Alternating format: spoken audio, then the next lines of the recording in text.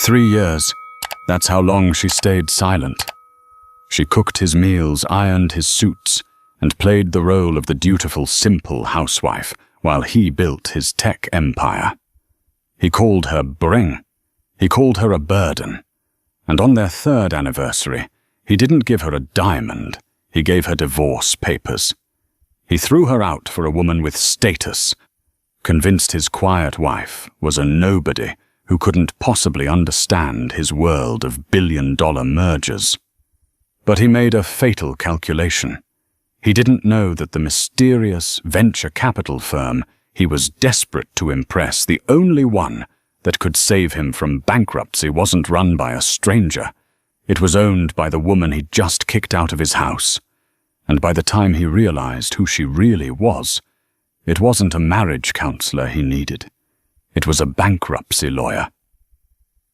The rain in Seattle was relentless, hammering against the floor-to-ceiling windows of the penthouse like 1,000 tiny fists demanding to be let in. Inside, the atmosphere was even colder. Genevieve Jen Sinclair sat at the long mahogany dining table. She had set it for 2 bone china crystal glasses and a vintage bottle of Chateau Margaux, Harrison's favorite. The roast duck, glazed with the orange reduction she'd spent 3 hours perfecting, was sitting in the center, slowly going cold. It was 8:45 p.m. She looked at her watch. Harrison was 2 hours late. Again, she wasn't surprised. Over the last 6 months, Harrison Prestwick, the CEO of Prestwick Dynamics, had become a ghost in his own home. When he was there, he was glued to his phone, screaming at his VP of operations or obsessively checking the stock ticker. His company, once the darling of the Nasdaq, was hemorrhaging cash. The failed launch of the Ether drone prototype had cost them millions, and rumors on Wall Street suggested that Sequoia Capital and the Vanguard Group were losing faith. The sound of the front door unlocking cut through the silence. Harrison walked in. He didn't look at the table. He didn't look at the food. He definitely didn't look at Genevieve.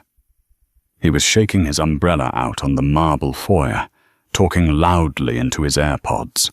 "I don't care what the board says. Bianca, tell them if they want to oust me, they'll have to drag me out by my hair. I need that meeting with the Apex Group. If we secure their funding, we're back in the game. If not, we're dead. Fix it." He tapped the earbud to end the call and finally looked up. He paused, seeing the candlelight. A look of annoyance, rather than guilt, flickered across his handsome, sharp-jawed face. "Jen?" He sighed, loosening his tie. "I told you I'd be late. Why do you do this? It's pathetic." Genevieve remained seated, her hands folded calmly in her lap. She wore a simple, elegant navy dress. No jewelry. Her face was bare of makeup, revealing a natural beauty that Harrison had once written poems about, but now seemed to find irritatingly plain. "Happy anniversary, Harrison," she said, softly. Harrison groaned, walking to the wet bar and pouring himself a whiskey, ignoring the wine she had opened. "Right. 3 years. Look, Jen, we need to talk, and I don't have the energy to sugarcoat it." He turned, leaning against the bar, swirling the amber liquid. Us. It's not working. It hasn't worked for a long time."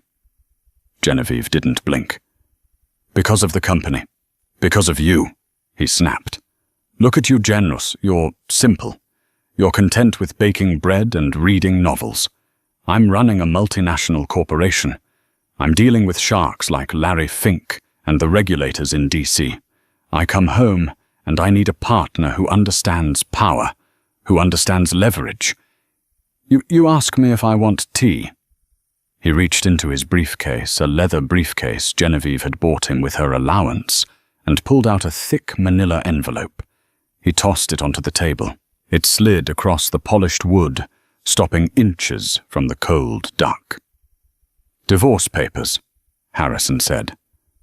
"I've been generous. You get the house in the Hamptons, the small one, and a lump sum of 2 million. But you sign tonight. I need this done. Genevieve looked at the envelope. She didn't reach for it. Is this about Bianca? Harrison froze. Who told you about Bianca? I'm a housewife, Harrison, not blind. Genevieve said, her voice steady, devoid of the tears he expected. Bianca Sterling, your new chief strategy officer, daughter of the oil tycoon Robert Sterling. You think marrying her will secure the capital you need to save Prestwick Dynamics? Harrison's eyes narrowed. You're smarter than you look. Yes. Bianca gets it. She has connections. She can get me into the room with the Apex group. Her father plays golf with the Apex CEO. You're a nobody, Jen. You're an orphan from Ohio. You have no name, no legacy. You're holding me back. He took a sip of whiskey, his eyes cold. Sign the papers, General. Don't make this ugly. You won't win. Genevieve stood up slowly. For the first time, Harrison noticed something different about her posture. Usually she was slumped, making herself smaller. Tonight, she stood tall, her spine steel straight. She reached into her purse, which was sitting on the chair next to her. Harrison flinched, expecting a tissue or a desperate plea. Instead, she pulled out a fountain pen, a heavy black Mont Blanc with gold inlay.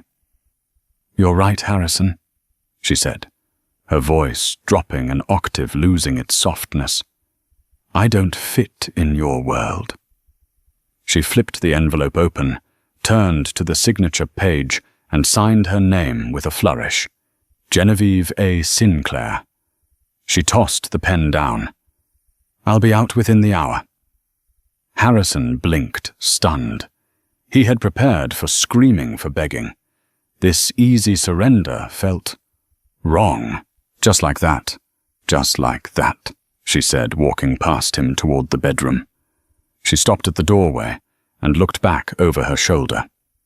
Oh, and Harrison, good luck with the Apex group. I hear their CEO is notoriously difficult to please. Harrison scoffed. I'll handle the CEO. I just need to get in the room.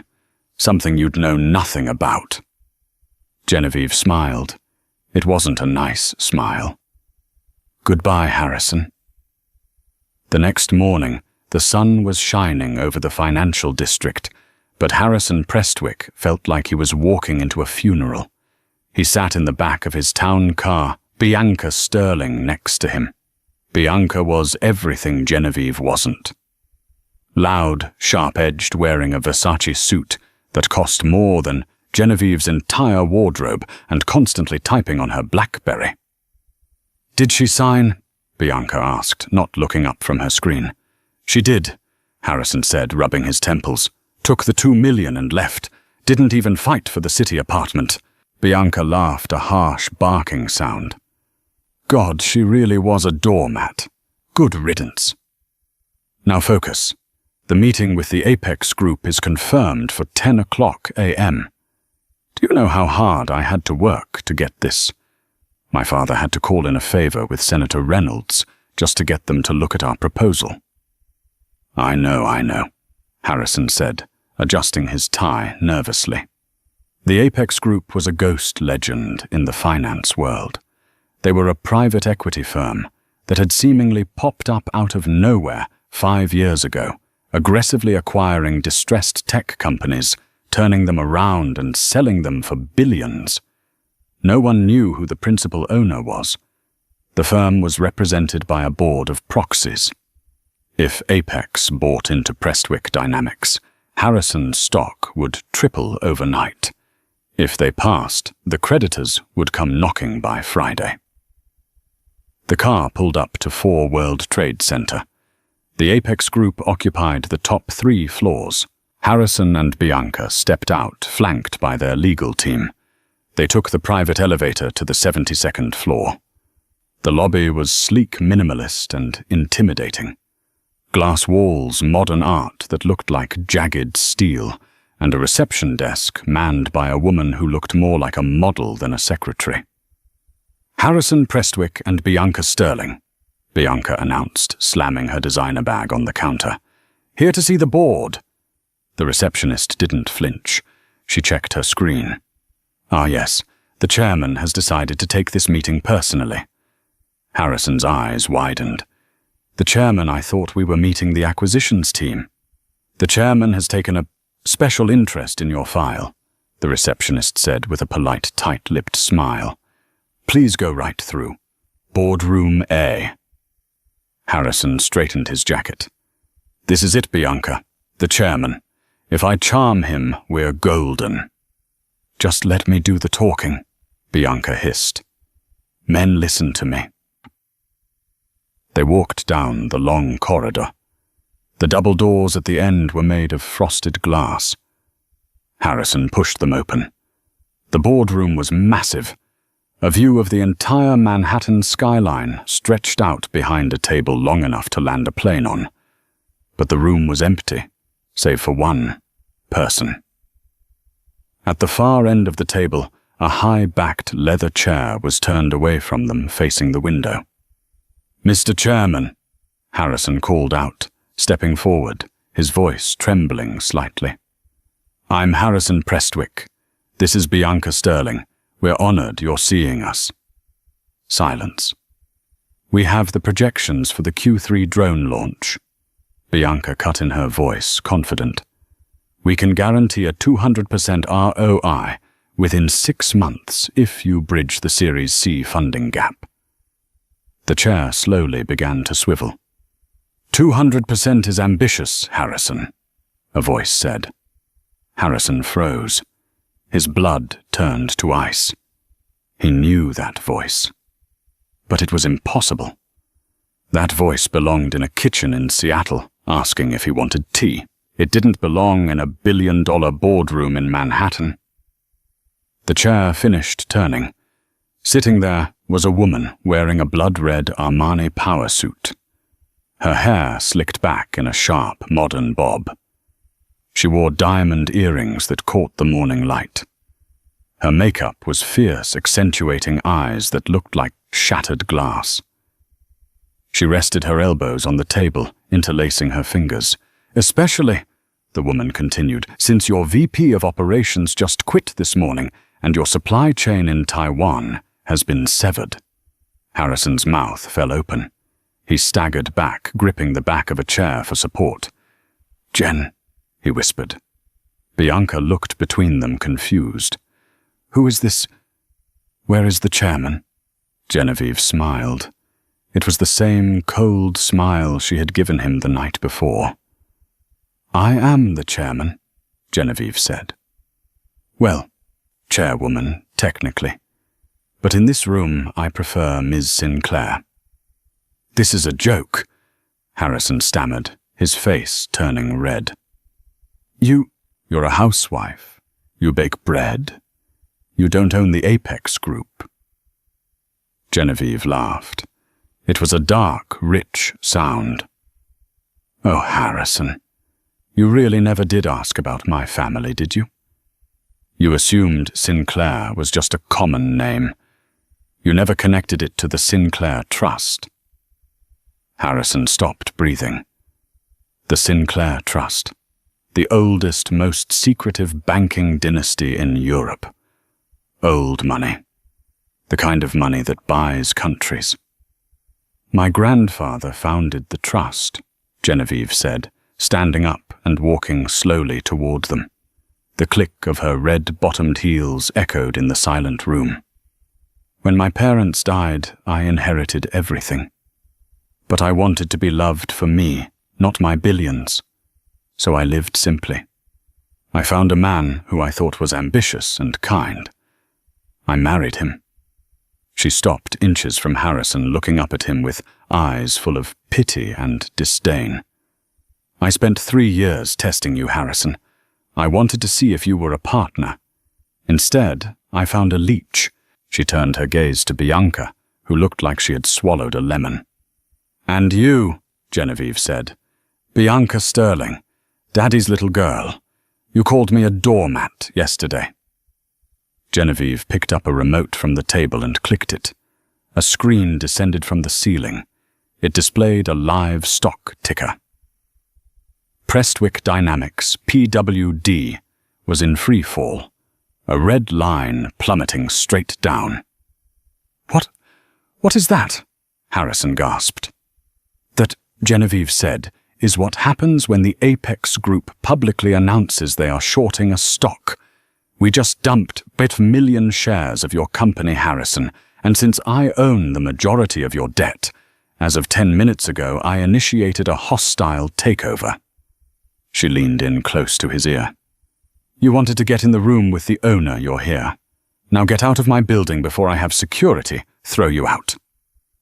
Harrison stumbled out of 4 World Trade Center, his tie undone, sweat beading on his forehead despite the cool autumn breeze. Bianca was already on the phone screaming at her assistant to sell her personal shares in Prestwick Dynamics before the market closed. "We're ruined," Harrison muttered, leaning against the cold stone of the building. "She owns the debt. She's calling the loans. They'll seize the patents, the inventory. Everything." Bianca hung up the phone and turned on him, her eyes blazing. "Stop whining, Harrison. It's pathetic. You were married to the heir of the Sinclair fortune for 3 years, and you didn't know. How stupid are you?" "She drove a 2015 Honda Civic," Harrison shouted back, drawing stares from passers-by. "She clipped coupons. How was I supposed to know she was sitting on $1 billion? It doesn't matter," Bianca snapped. "We need damage control. My father isn't going to bail us out if you lose the company. We need a lawyer, a real one, not your corporate legal team." She scrolled through her contacts and stopped at a name that made even Harrison flinch. Preston Gage. Preston Gage was not a lawyer you hired to draft a will. He was a lawyer you hired to destroy someone's life. He was known in New York as the Butcher of Wall Street. He cost $2,000 an hour, and he had never lost a high-profile divorce case. An hour later, they were sitting in Gage's office in Midtown. The room smelled of old leather and cigar smoke. Gage was a small man, with silver hair and wire-rimmed glasses, looking more like a university librarian than a shark. He listened to Harrison's story without blinking his fingers, tapping rhythmically on a legal pad. "So," Gage said, his voice raspy, "let me get this straight. You signed a separation agreement last night." She signed it. "You gave her $2 million and a house." "Yes," Harrison said. "It's over." Gage stopped tapping. He looked at the briefcase on the floor. "Where are the papers, Harrison?" Harrison blinked. "In my bag. I was going to have my assistant file them with the court this afternoon." A slow, predatory smile spread across Gage's face. He extended his hand. "Give them to me." Harrison hesitated, then pulled out the manila envelope containing the document Genevieve had signed the night before. Gage took the envelope. He didn't open it. He didn't read it. He stood up, walked over to the paper shredder in the corner of the room, and fed the entire envelope into the machine. Whirr. Crunch.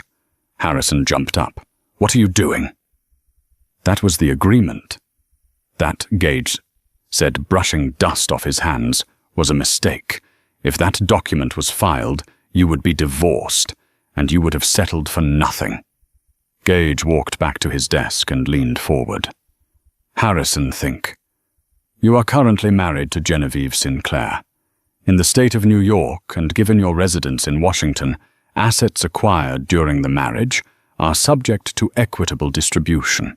Apex Group was founded 5 years ago, but its massive growth, the creation of value, happened while she was your wife."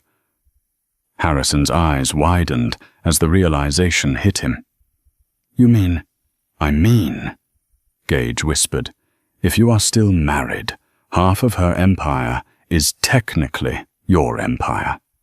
You don't need to beg her for a loan to save your company. You can sue her for half of hers." "She's a Sinclair," Bianca said, sounding skeptical but intrigued. "She has armies of lawyers." "And we have the element of surprise," Gage countered. "She thinks you're defeated. She thinks the divorce is a done deal. She doesn't know you never filed the papers. We are going to file a countersuit. We aren't filing for divorce, Harrison. We are filing for an emergency freeze on all marital assets due to suspected financial fraud by your spouse." Harrison sat back, a dark grin forming on his face. The fear was gone, replaced by greed. "She played me," Harrison said. "Now I'm going to take everything she has." 3 days later, Genevieve sat in her corner office at Apex Group. The room was a hive of activity. Her assistants were managing the acquisition of Prestwick Dynamics. It was brutal but necessary. She was stripping the company for parts, selling off the drone division to Lockheed Martin, and keeping the software patents for herself. It was the only way to salvage the mess Harrison had made. She felt a strange sense of peace. The secret was out. She no longer had to hide her intelligence or her heritage. She was free. Or so she thought. The double doors to her office burst open. Genevieve looked up, expecting her VP. Instead, she saw 4 uniformed NYPD officers, followed by Harrison Bianca and a man she recognized instantly from the tabloids, Preston Gage. "What is the meaning of this?" Genevieve asked, standing up. "Security." "Security can't help you, Mrs. Prestwick," Gage said smoothly, stepping forward and tossing a thick stack of documents onto her desk. "It's Ms. Sinclair," she corrected, her voice icy. "Not according to the state of New York." Gage smiled. "My client, your husband, never filed the separation agreement, which means you are still legally married. And since you failed to disclose the existence of the Apex Group during your marriage, you have committed matrimonial fraud." Genevieve looked at Harrison. He was wearing a new suit, looking smug and revitalized. He walked around her office, running a finger along the edge of a Ming vase. "Nice office, Jen," Harrison said. "A little flashy for you, isn't it? I thought you liked simple things." "Get out," Genevieve said, her hands balling into fists. "I don't think I will," Harrison replied. "See, the judge just signed a temporary restraining order on all marital assets. That includes Apex Group's operating accounts. You can't move a dime without my signature. You can't sell my company. You can't even buy a coffee with the company card unless I approve it." Genevieve felt the blood drain from her face. She looked at the court order. It was legitimate. Judge Holloway, a known associate of Preston Gage, had signed it an hour ago. "You're trying to blackmail me," Genevieve said quietly. "I'm trying to get what's fair," Harrison said, leaning in close, invading her personal space. "You lied to me for 3 years. You sat there watching me struggle while you sat on a gold mine. You humiliated me. Now I want 50% of Apex, or I burn it to the ground." Bianca chimed in from the doorway, checking her nails. "We're willing to settle, of course. Drop the hostile takeover of Prestwick Dynamics, inject $200 million into Harrison's company, and give him a seat on the Apex board. Then we'll sign the divorce papers." Genevieve looked at her. Them. The betrayal she felt 3 days ago had been painful. This was war. She took a deep breath, smoothing the front of her red blazer. She didn't scream. She didn't call for help. "You want a seat at the table, Harrison?" she asked softly. "I demand it," he said. "Fine," Genevieve said. She reached for her intercom. "Alice, please cancel my afternoon appointments and get the legal team for the Sinclair Trust on the line. Oh, and send an invite to Mr. Prestwick for the Obsidian Gala this Saturday. Harrison frowned. The gala, why? If we are partners, Genevieve said, her eyes flashing with a dangerous light. We should appear together in public. The Obsidian Gala is where the real business happens. All the major shareholders of the trust will be there. If you want to claim your piece of the pie, you better be there to convince them you're worthy of it. Harrison puffed out his chest. I can handle a few shareholders. Good, Genevieve said. Wear a tuxedo. And Harrison, don't be late. As they left. Preston. Gage paused at the door, looking back at Genevieve with a frown. He was a shark, and he knew the scent of blood. But for the first time in his career, he couldn't tell if the blood in the water was hers or his. The Obsidian Gala was the most exclusive event on the East Coast social calendar. Held at the Metropolitan Museum of Art, specifically in the Temple of Dendur. It was a gathering of old money, the kind of money that didn't shout but whispered and made governments topple.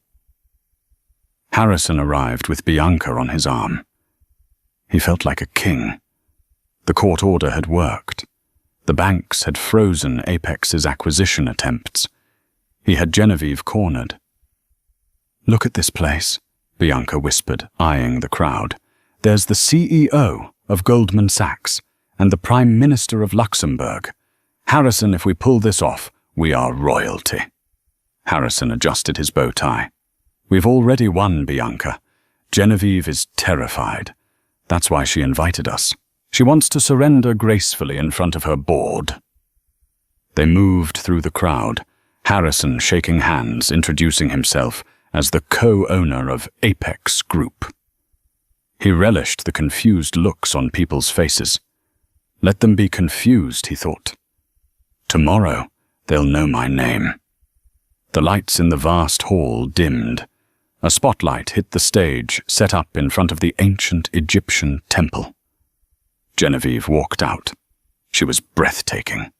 She wore a dress made of black velvet that seemed to absorb the light, adorned with diamonds that were undoubtedly family heirlooms. She looked regal, untouchable, and terrifyingly calm. She stepped to the microphone. Welcome, friends, partners, and esteemed guests, she said, her voice amplified through the hall.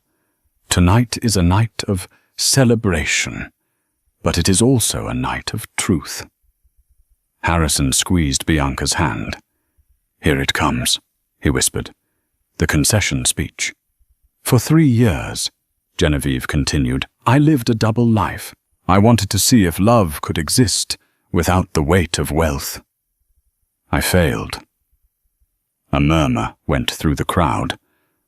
But in that failure, I learned a valuable lesson about liability. Genevieve said, her eyes scanning the dark room until they locked onto Harrison. The spotlight swung, blinding Harrison and Bianca, illuminating them for the entire room to see.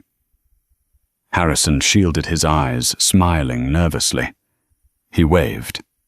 My husband, Harrison Prestwick, is here tonight, Genevieve announced. He has recently filed a legal claim asserting that he is entitled to 50% of the Apex Group because we are still married. The crowd gasped. Whispers of gold digger and audacious rippled through the room. He believes, Genevieve went on, her voice hardening, that Apex is a marital asset, and under normal circumstances he would be right. Harrison's smile faltered. Normal circumstances. However, Genevieve said, reaching into the podium and pulling out a leather-bound book. Harrison seems to have forgotten the very first document he signed for me, not the divorce papers, but the document he signed the day we met. Harrison's blood ran cold. The day they met. They met at a coffee shop. He didn't sign anything. 3 years ago, Harrison, you were trying to secure a loan for your startup from a small angel investor fund called Hennis Ventures, Genevieve said. You didn't qualify, But the loan officer, me in disguise, liked you. I approved the loan. Do you remember the collateral agreement you signed?" Harrison racked his brain. He had signed hundreds of papers back then. He just wanted the money. "Clause 14, Section B," Genevieve recited from memory. "In the event of a default or a conflict of interest involving the principal investor, the borrower agrees that all future intellectual property and business assets created by the borrower shall be held as collateral by the lender until the debt is repaid." She paused for effect. "Harrison, you never repaid that loan. You rolled it over. You refinanced. But you never cleared the principal debt to Janus Ventures." She slammed the book shut. "And here is the twist, Harrison. Janus Ventures is the parent company of Apex Group. You didn't marry the owner of Apex. You married your creditor." The room went deadly silent. "Legally," Genevieve's voice boomed. "Since you defaulted on that original loan 2 years ago, I already own Prestwick Dynamics. I don't need to buy it. I don't need a hostile takeover. I triggered the collateral clause this morning." She gestured to the screen behind her. It displayed a legal document with Harrison's signature blown up for everyone to see. "Furthermore," she added, delivering the final blow, "since you are technically an employee of a subsidiary I own, your attempt to sue me for marital assets is a violation of your employment contract's non-compete and arbitration clause. You're fired, Harrison, and since you sued your employer frivolously, I am countersuing you for corporate espionage." Harrison stood there, the spotlight burning him. He felt Bianca pull her hand away from his arm. He looked at her. She was backing away, shaking her head. "I didn't know," Bianca whispered loud enough for the people nearby to hear. "I didn't know he was a fraud." Harrison looked around. The Prime Minister of Luxembourg was laughing. The CEO of Goldman Sachs was shaking his head in pity. Harrison Prestwick hadn't just lost his company. He had walked into a trap 3 years in the making. Genevieve raised her glass. "To freedom," she said. "To freedom!" the crowd roared back. Harrison fell to his knees. 2 weeks later. The neon sign outside the Starlight Motel on Route 9 flickered with a maddening irregular rhythm. Buzz, click, darkness, buzz. The pink light bled through the thin, stained curtains of room 114, washing the cramped space in a sickly, artificial glow every 3 seconds. Harrison Prestwick sat on the edge of the sagging mattress, his head in his hands. The room smelled of stale cigarette smoke, industrial cleaning fluid, and the damp, metallic scent of desperation. It was a far cry from the penthouse at 432 Park Avenue. There were no heated marble floors here, no Egyptian cotton sheets, just a carpet that felt sticky under his bare feet, and a heater that rattled like a dying engine. The fall had not been a graceful descent. It had been a vertical drop. Within 48 hours of the Obsidian Gala, Harrison's life had been dismantled with surgical precision.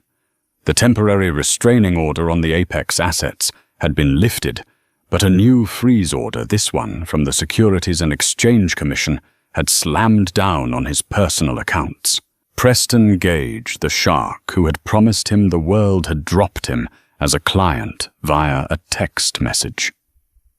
"Conflict of interest. Do not contact this office again." Harrison reached for the bottle of vodka on the nightstand. It was a plastic bottle, the kind sold on the bottom shelf of a liquor store. He poured 3 fingers into a plastic cup that had previously held a toothbrush. His hand shook. He took a drink, grimacing as the cheap spirit burned his throat. It was the only thing that dulled the noise in his head. He picked up the remote control held together by duct tape and aimed it at the tube television bolted to the wall. He shouldn't have turned it on. He knew what he would see. But he couldn't help himself. It was a form of self-flagellation. He flipped to CNBC, and there she was. Genevieve. She was standing on the trading floor of the New York Stock Exchange.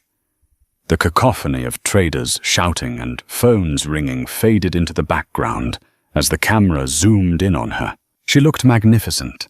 She wore a tailored white suit that made her look like a modern-day knight. Her hair was styled perfectly, her skin glowing with health and vitality. She was smiling a genuine, confident smile he hadn't seen in years. The chyron at the bottom of the screen scrolled in bold red letters. Apex Group absorbs Prestwick Dynamics. CEO Genevieve Sinclair announces Phoenix Initiative. The anchor, a man Harrison had once bought drinks for at the Hamptons, spoke with breathless admiration. A masterclass in corporate restructuring. Ms. Sinclair, the previously silent partner, has effectively dissolved the debt-ridden Prestwick Dynamics, stripping it of its toxic assets and rebranding its core technology under the Apex banner. The stock is up 14% in pre-market trading. "And what of Harrison Prestwick?" the co-anchor asked. The camera cut back to Genevieve. A reporter thrust a microphone in her face. Miss Sinclair, do you have any comment on your ex-husband's involvement in the new direction of the company?" Harrison leaned forward, holding his breath. Genevieve didn't flinch. She looked directly into the camera lens, and for a terrifying second, Harrison felt like she was looking through the TV screen, straight into his dingy motel room. "The Phoenix Initiative is about rising from the ashes of bad management," Genevieve said smoothly. "We are looking forward, not backward. The past is a sunk cost. We have written it off." Written it off. Harrison threw the plastic cup at the television. It bounced harmlessly off the screen, splashing vodka onto the dirty carpet. "I built that company," he screamed at the empty room. "I built the drone prototype. You're stealing my life!" His voice cracked. There was no one to hear him. The only response was the sound of a heavy truck rumbling past on the highway outside, shaking the thin walls. He stood up and paced the small room. 3 steps to the bathroom, 3 steps back. He caught a glimpse of himself in the warped mirror above the dresser. He looked 20 years older. His eyes were bloodshot, sunken into dark hollows. He hadn't shaved in a week, and a patch of grey stubble covered his jaw. He was wearing a stained t-shirt and sweatpants he had bought at a Walmart 3 towns over. He checked his phone. No new messages, no missed calls. His friends, the guys he played poker with, the board members he golfed with, the politicians he donated to, had all vanished.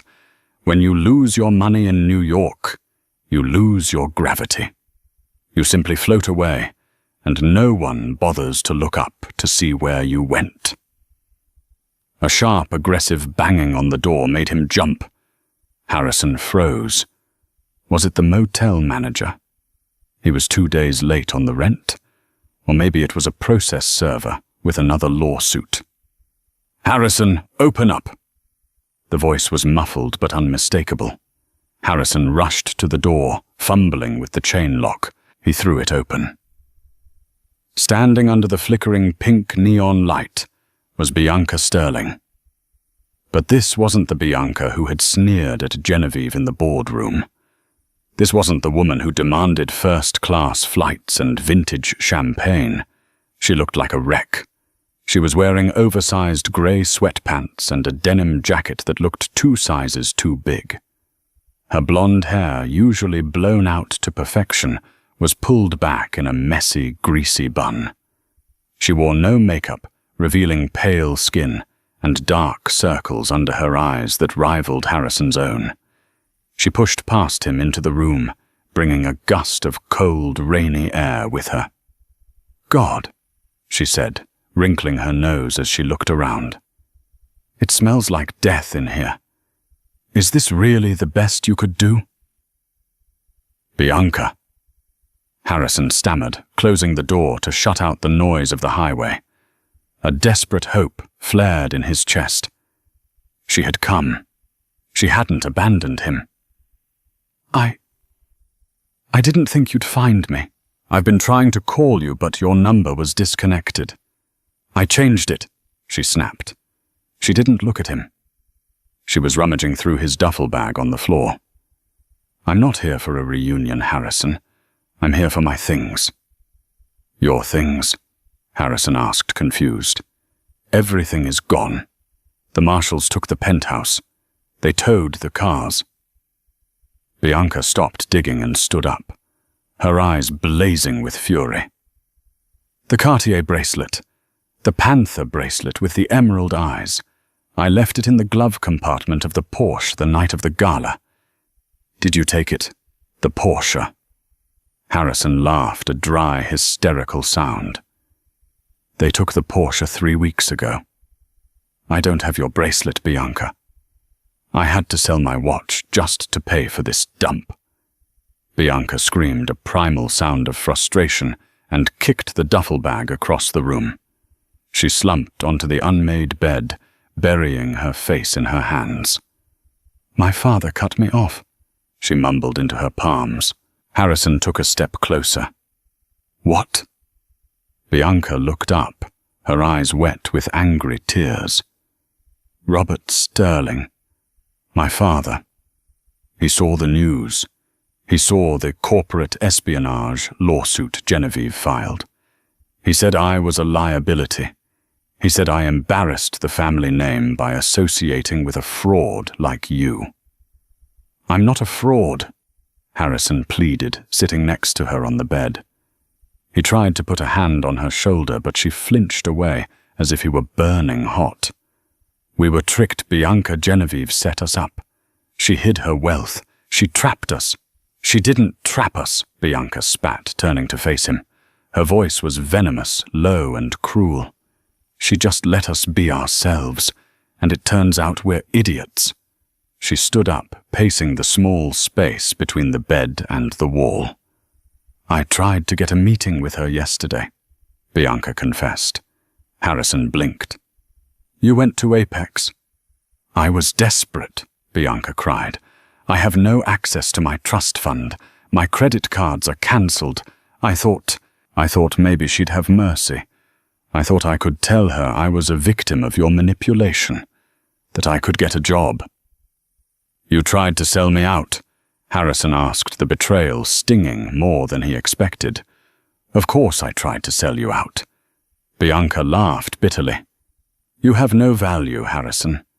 You're a sinking ship, and I'm drowning because I held on to your hand." "So what happened?" Harrison asked quietly. "Did you see her?" "No." Bianca wiped her nose with her sleeve. "She didn't even come down. She sent her assistant, some 20-year-old girl in a Prada suit. She handed me a pamphlet for a staffing agency in Queens and told me that if I ever stepped foot in the financial district again, she'd have me arrested for harassment." Bianca walked to the door and yanked it open. The neon light flooded back in, illuminating her tear-streaked face. "Where are you going?" Harrison asked, standing up. "Bianca, don't leave. We can figure this out. I have a plan. I just need to get in touch with—" "You have nothing!" Bianca screamed, her voice cracking. "You are a nobody! Harrison! You were a nobody when she found you, and you're a nobody now. The only reason you ever mattered was because she was propping you up. And me, I'm ruined because I bet on the wrong horse." She stepped out into the rain. "Don't follow me," she warned.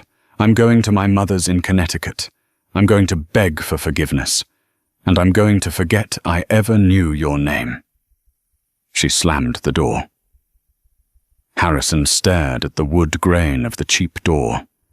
He heard her footsteps splashing through the puddles, then the sound of a car engine starting, likely an Uber she had scraped together the last of her cash to pay for. then silence. Harrison was truly alone. He looked back at the television. Genevieve was still on the screen, shaking hands with the chairman of the Federal Reserve. She looked powerful. She looked happy. Harrison sank to the floor, his back against the bed frame. He pulled his knees to his chest. The room felt smaller than it had 5 minutes ago. The walls were closing in. He reached for the plastic bottle of vodka again, but he knocked it over.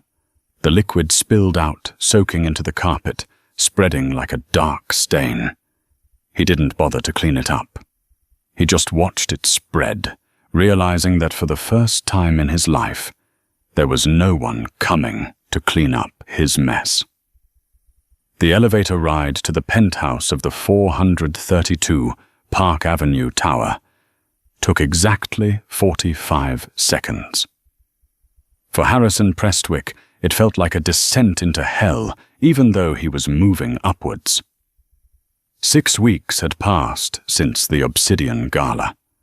6 weeks since the name Prestwick went from a symbol of tech innovation to a punchline on late-night talk shows.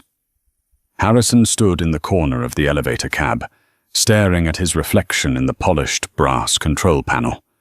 The man looking back was a stranger. His suit, once a bespoke Brioni that cost $4,000, was gone. He was wearing a rack-bought polyester blend he'd picked up at a discount store in Jersey City for $90. It was too tight in the shoulders and hung loose at the waist, a physical reminder of the 10 pounds he'd lost from stress and missed meals. His face was grey, the eyes sunken, rimmed with the exhaustion of a man who spent his nights listening to the sirens outside a motel window. He wasn't here to fight. He couldn't afford a lawyer to fight. He was here because the summons had been specific. Come alone to collect the final settlement of the estate or forfeit all claims. The elevator chimed, a soft, polite sound that signaled the end of his journey. The doors slid open. Harrison stepped into the foyer. The air smelled different, sterile, cold. The scent of Genevieve's lilies and the warm vanilla candles she used to burn was gone, replaced by the chemically neutral smell of professional cleaners. The apartment was a skeleton. The 10-foot Basquiat painting that had hung in the hallway, the one he had bought to impress a visiting venture capitalist, was gone. The marble console table where he used to toss his keys was gone. The floor was bare, the expensive Persian runners rolled up and taken away. It was a graveyard of his ambition. In the living room, Harrison. Her voice didn't echo. It was absorbed by the vast emptiness of the space. Harrison walked slowly into the main room. The floor-to-ceiling windows still offered the same billion-dollar view of Central Park and the glittering Manhattan skyline. But tonight, the city looked like a circuit board he had been locked out of. Genevieve was standing by the window. She wasn't wearing the power suits she had donned for the takeover, nor the glamorous velvet of the gala. She was wearing a cream-colored cashmere sweater and dark jeans. She looked comfortable. She looked like the wife he used to ignore while he checked his emails. But the posture was different. There was no slump in her shoulders. She held a crystal tumbler of water in one hand, looking out at the city she now effectively owned a significant piece of. "You changed the locks," Harrison said. His voice was raspy. He cleared his throat, trying to summon a shred of his old authority. "The doorman. He made me show ID, like a delivery boy." Genevieve turned. Her face was unreadable. Not angry. Not happy. Just strikingly neutral. "You are a delivery boy tonight, Harrison," she said calmly. "You're delivering the last of your pride. And in exchange, I'm giving you your life back." She gestured to the only piece of furniture left in the room, a small portable card table set up in the center of the vast floor with 2 folding chairs. On the table sat a single, thick envelope. Harrison walked toward it, his heart hammering against his ribs. The settlement, Preston Gage. His treacherous former lawyer had told him that Genevieve could drag this out for years. She could bury him in litigation until he starved. The fact that she was offering a settlement so quickly meant something. Maybe she felt guilty. Maybe the dutiful housewife was still in there somewhere, feeling bad for the man she had loved. Maybe it's $1 million. Harrison thought a desperate hope flaring in his chest. If it's $1 million, I can start over. I can move to Austin or Miami. I can build something new. He reached the table but didn't sit. He looked at her. Is this it? The payoff? It's the calculation, Genevieve said, walking over to stand on the opposite side of the table. Please, sit. Harrison sat. The metal chair was cold and hard. I've spent the last month auditing Prestwick Dynamics. Genevieve began, her tone conversational, as if discussing the weather. It was a forensic nightmare, Harrison. You were leveraging debt to pay off interest on other debt. You were counting projected sales as realized revenue. It was a Ponzi scheme with a nice logo. I was scaling. Harrison snapped, the defensive reflex kicking in. You don't understand high-growth tech. You have to burn cash to, I own the bank that lent you the cash. Genevieve cut him off, her voice sharpening just a fraction. Do not lecture me on finance. I understand it better than you ever did. I looked for value, Harrison. I looked for something in that company, or in our marriage that had tangible, salvageable equity. She tapped the envelope. I looked for the patents. They were derivative. I looked for the client list. They were mostly one-time buyers who hated the product. I looked at our 3 years of marriage. I looked for the moments where you supported me. The moments where you asked me how my day was. The moments where you weren't looking over my shoulder at a notification on your phone. She paused, her eyes searching his face, looking for a man who didn't exist anymore. I found nothing, Harrison. The balance sheet of our life together is 0. Harrison felt the anger rising hot and shameful. Then why am I here? If I'm worth nothing, why bring me here to humiliate me? You've already done that on global television. No, Genevieve said softly. I'm not here to humiliate you. I'm here to balance the ledger. Because there was one asset. One initial investment that was never repaid. Harrison stared at the envelope. What are you talking about? Open it. Harrison's hands trembled as he picked up the envelope. He undid the clasp. He reached inside. He pulled out a check. He stared at the number. He blinked, thinking he had misread the zeros. $50,000. He looked up, his mouth agape. Is this a joke? 50 grand. I was the CEO of a company valued at $400 million. My liquid assets alone were... Your liquid assets were frozen to pay the SEC fines, Genevieve interrupted. And the $400 million valuation was a fantasy you sold to investors. This check, this is real. She leaned forward, placing her hands on the table. 3 years ago, on November the 12th, you sat in a coffee shop on 4th Street. You were crying. You didn't know I was watching. You were on the phone with your father, telling him you were going to quit, that New York had beaten you. Harrison froze. He remembered that day. It was the lowest point of his life. I was the loan officer at Janus Ventures who approved your application the next day. Genevieve revealed, her voice dropping to a whisper. Everyone else rejected you. Your credit score was 620. Your business plan was written in crayon, metaphorically speaking. But I saw a spark. I saw a man who was hungry. So I overruled the risk assessment. I gave you $50,000 of seed money. She pointed to the check in his hand. That is what you are holding, Harrison. I am returning your seed money. I am giving you a reset button. Harrison crushed the check in his fist. This is an insult. I built an empire. You built a house of cards on a foundation I paid for. Genevieve's voice finally rose, echoing off the bare walls, cracking with 3 years of suppressed emotion. I gave you the money. I gave you the home. I gave you the stability.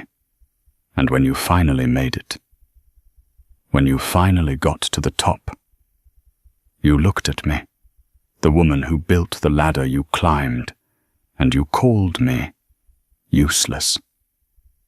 The silence that followed was deafening. Harrison looked down at his cheap shoes. The truth of her words hit him harder than any lawsuit. He remembered the nights she stayed up helping him format pitch decks, claiming she was just proofreading. He remembered how she managed their budget so he could buy expensive suits to impress clients. He had divorced his greatest asset because she didn't look like a trophy. I loved you, Jen, Harrison whispered, the fight draining out of him. In the beginning. I did.